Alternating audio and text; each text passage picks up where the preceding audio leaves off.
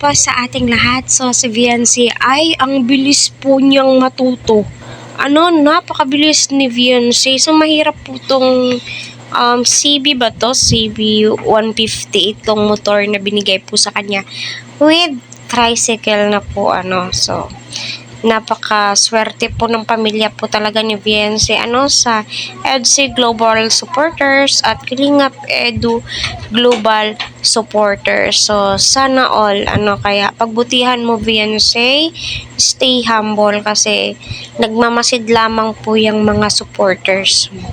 At alam ko kung gaano kakabait and syempre, family-oriented po to at ramdam naman po natin na pati ang mama po ni Viancy ay mabait po yan, So, ang bilis po niyang matuto. Sa totoo lang, hindi siya mahirap turuan kasi matalino po itong si Viancy. Parang si Kalingap Edu yung nagtuturo sa kanya or si Genesis, di po kasi masyado.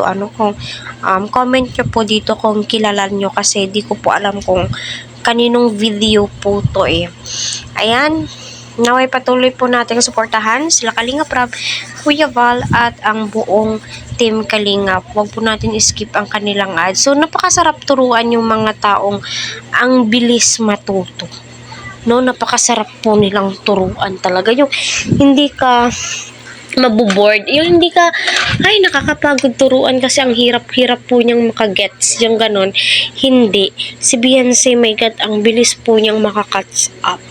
At alam naman po natin lahat ng bagay kapag willing kang matuto at willing mo may dedicated ka po kung gusto mo talagang matuto gagawa ka po ng paraan po. Ayan yung tricycle po nila pwede na po yung pangkabuhayan, di ba? Pwede na po yan sila